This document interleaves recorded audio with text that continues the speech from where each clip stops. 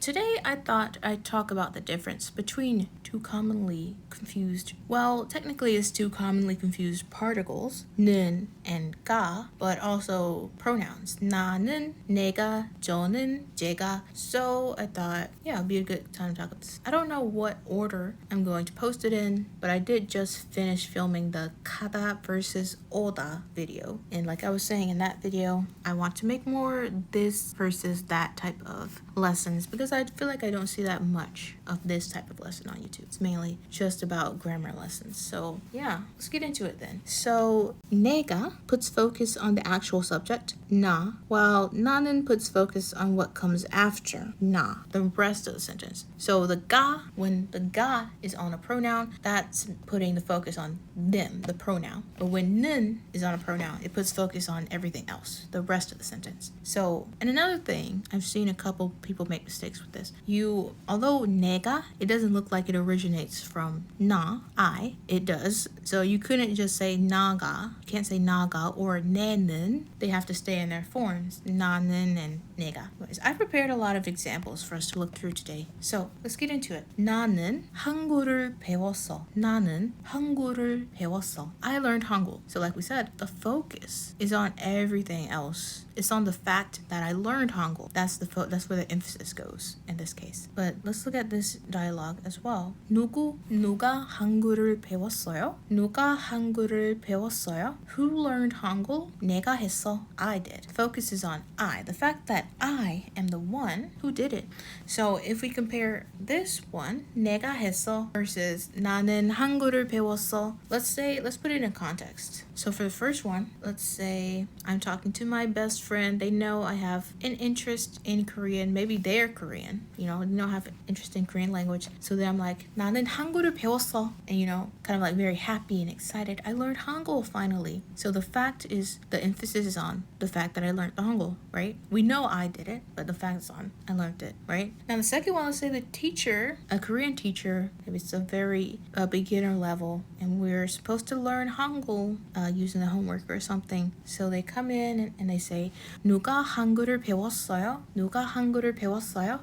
Nobody in the class raises their hand, but you say, 내가 했어. I mean, you probably wouldn't be so informal, but 내가 했어. I am the one who did. Nobody else. I did it, right? So the emphasis is on the fact that I did it and not on the, actually doing it part. Here's another example. 저는 소라예요. I am Sora. 저는 소라예요. So the emphasis is on this person's name. Everything after 는, right? I assume Sora is introducing herself to someone. She's like, 저는 소라예요. 반갑습니다.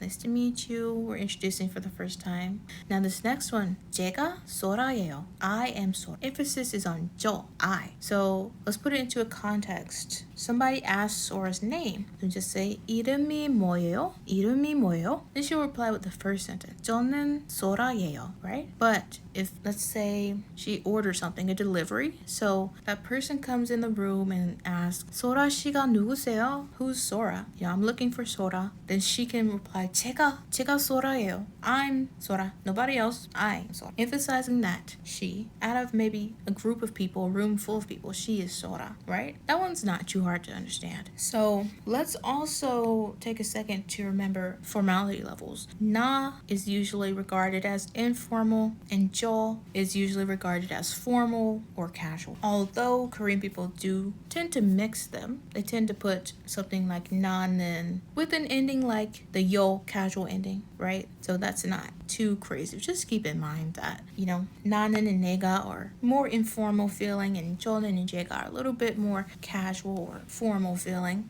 Although for casual, sometimes it's okay to mix na with a casual ending, because Koreans do so. We don't have to stick to the textbook all the time. As you study Korean, you're gonna learn more about when you should use each one of these. So like I was saying, don't stress yourself out too much. When you're learning a language, any language, especially Korean, it's good to pay attention to certain details and certain patterns. So try to find patterns wherever you can, because that's definitely going to help you out a lot. Anyways, let's do a few more examples. So I found a lot of these on the internet.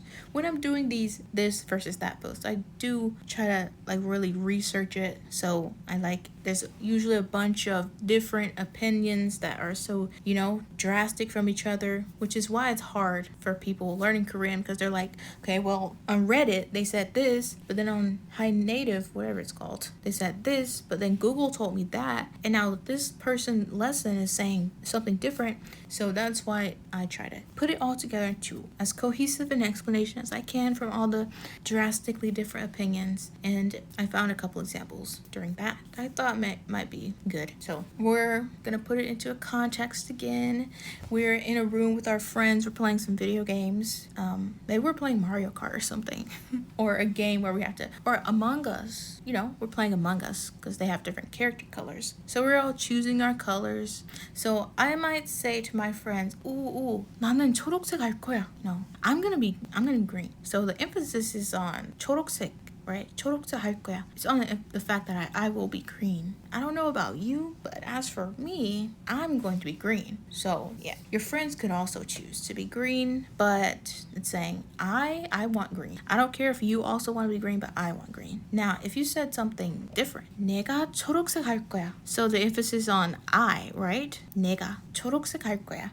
You're implying that only I can be green. Emphasis on me. I and nobody else will be green. I'm going to be green and you can't, basically. So you use 나는 when whatever you say is independent of what anyone else does. Like we were saying, emphasis on the rest of the sentence. I'm going to do this, but you could also do it. I don't really care, but I'm going to do it. And 내가 is like I, nobody else but I, right? In relation to everybody else, I am going to be doing this. I'm going to be doing this. Nobody else. So you can't do it. I'm going to do it. Depending on the type of sentence, right? For this context specifically, that type of feeling makes sense. Let's keep going. I think I only have like these few examples left, but 저는 한국 사람이에요. 저는 한국 사람이에요. I'm Korean. Focus is on the fact that this person is a Korean person. So maybe we're in a group setting, a language exchange meetup, maybe an English language exchange. So everybody's introducing themselves, and then it'll get to one person, Sora, let's say, and she says 한국 사람이에요.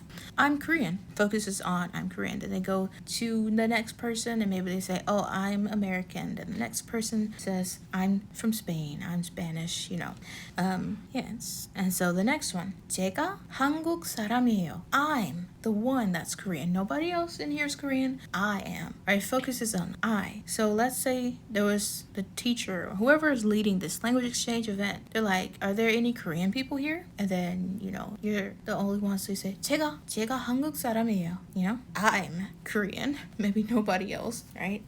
Yes. So these are my last two examples. So 오늘은 추워요. Today is cold. So the emphasis is on 추워요, right? So if someone asks me for the weather, I could say something. That's just a standard sentence. I feel like I don't need to talk through it too much. But then the next one, which we don't often see, 오늘이 추워요. 오늘이 추워요. So today, no other day, maybe no other day was cold. And this is like the first cold day. 오늘이 추워요. Today, of all the days, is cold. Right? Putting emphasis on today, while the other one puts emphasis on the fact that it's cold to begin with. Right?